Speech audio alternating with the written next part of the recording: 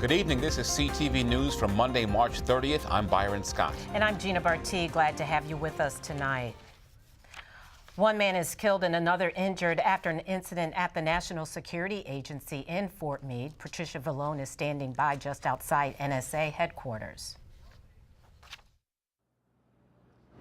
One person is fatally shot this morning about 9 a.m. after two men in a stolen Ford Escape allegedly tried to ram the gate at an NSA security checkpoint. Now, police say a guard exchanged gunfire with two men who tried to enter the facility disguised as women. At least one gun and drugs were found in the stolen car. Now, local news helicopters captured an injured uniformed man being loaded into an ambulance and two damaged vehicles outside of the gate, including a police SUV. One nearby restaurant that caters to NSA employees is concerned that recent security issues at the compound could affect his business. Well, our sales, about 70% of our sales, it depends on the base. And if they restrict our access to it, right, I think lots of business in this corridor will have to close the door. You also do a lot of deliveries there. Tell me about how you think that might be affected if they have more security breaches.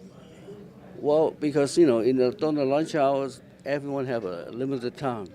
And if the security gets too tight, no one wants to eat a lunch 2 hours later when they order. The FBI Baltimore Division is investigating the incident, which occurred just off of the Baltimore-Washington Parkway in Anne Arundel County. Now, the office says it doesn't believe terrorism is involved and is working with other law enforcement agencies to process the crime scene and interview witnesses. Now, the agency says it is working with the U.S. Attorney's Office in Maryland to determine if federal charges are warranted. From Fort Meade, Patricia Vallone, CTV News. And police are still trying to determine the ID of two people involved in a deadly ATV crash in Bowie. Now, the accident happened just before 3 this morning on a walking trail just off Racetrack Road. Now, investigators say the male driver lost control of the four-wheeler, causing it to flip over. A nearby resident heard the impact and screams and called police. The man was killed. The passenger was taken to a Baltimore trauma center. Police describe her condition as grave.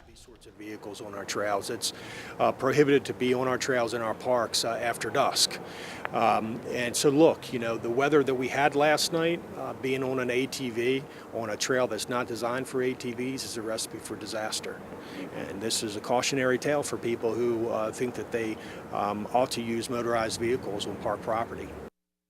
Now, the cause of the crash under investigation. Anyone who may know about the individuals is asked to call Maryland Park Police at 301-459-3232. A judge sentences 28-year-old Daniel Cleaves of Richmond to 18 months in jail. Cleaves admitted to having unprotected sex with two women in Maryland without telling them he was HIV positive. He pleaded guilty to reckless endangerment. The women involved have not tested positive for HIV.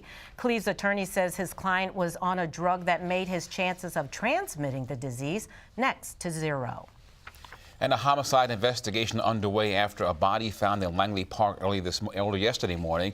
Now, around 4:15, Prince George's police called to the 1400 block of Kanawha Street for a welfare check. Authorities say the unidentified victim suffered trauma to the body and was pronounced dead at the scene.